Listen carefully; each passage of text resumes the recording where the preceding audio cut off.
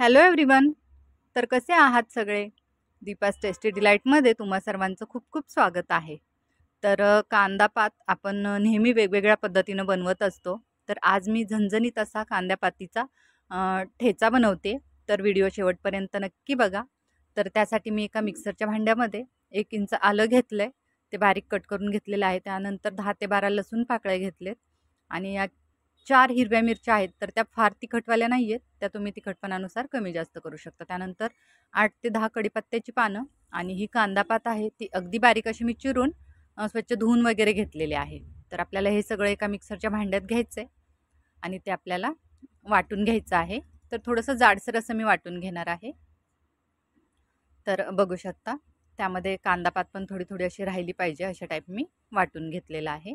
तर त्यानंतर गॅसवर एक कढई गरम करत ठेवली, त्यामध्ये 2 चमचे तेल घातले. त्यानंतर त्यामध्ये 1 चमचा जिरं घातले. ते छान असं तडतडलं की हा कांद्याच्या पातीला जो पुढे शेंड्याला जो कोवळाचा कांदा असतो तो मी स्लाइसमध्ये कट करून घेतलेला आहे. तर तो घालून घेतलाय. तर तो थोडासा तेलावर परतला गेला की नंतर आपण ही वाटलेला ठेचा त्यामध्ये घालणार आहोत, म्हणजे मिरची, लसूण आणि कांद्याची पात जी घातलेली आहे ती. तर ते सगळं त्या तेलावर आपण 1 मिनिटभर छान असं परतवून घेणार आहोत, कारण आता ते पातीमधून पाणी रिलीज व्हायला सुरुवात होते. तर ते आपण तेलावर छान असं परतवून घेणार आहोत. तर बघू शकता त्या कांदा पातीचं पाणी भाजीला सुटायला लागलंय. तर ते परतत परततच मी त्यामध्ये एक मोठ्या साईजचा टोमॅटो मी बारीक कट करून घेतलेला आहे. तर तो घातलेला आहे.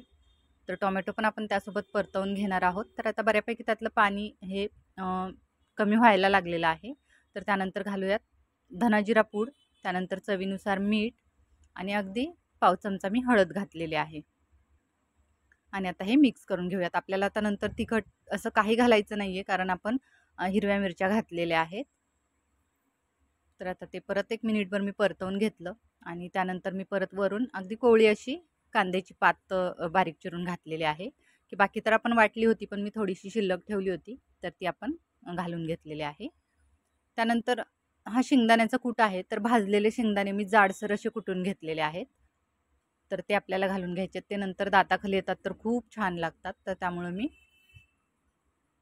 हा जाडसर कुटलेला शेंगदाण्याचा कूट घातलेला आहे.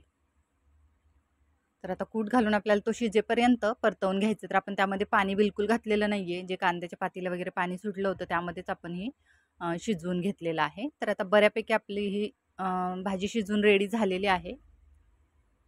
तर आता मी ती बाउलमध्ये काढून घेते. तर अगदी झणझणीत, अगदी म्हणजे भाकरीबरोबर तर खूप छान लागतो किंवा तोंडी लावण्यासाठी खूप छान प्रकार आहे. चपातीबरोबर खाऊ शकता किंवा पराठ्यासोबत खाऊ शकता.